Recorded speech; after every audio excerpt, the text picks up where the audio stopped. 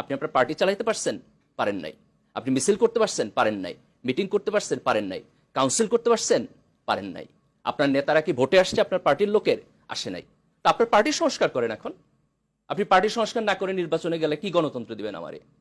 আপনি দেশের সংস্কারের প্রশ্ন তুলবেন, রাজনীতির সংস্কারের প্রশ্ন তুলবেন, আপনার দলের সংস্কারের প্রশ্ন তুলবেন না? তাহলে আসেন আমরা সরকারকে বলি, আপনি একটা ফিক্সড টাইম দেন আমাকে 2 থেকে 2.5 বছর।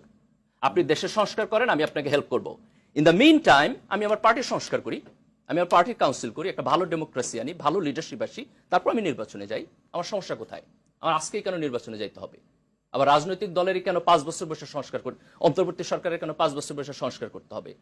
কেন আমরা আজকে এইরকম একটা সিচুয়েশনে দাঁড়াইয়াও যার যার পার্টি গেম খেলবো?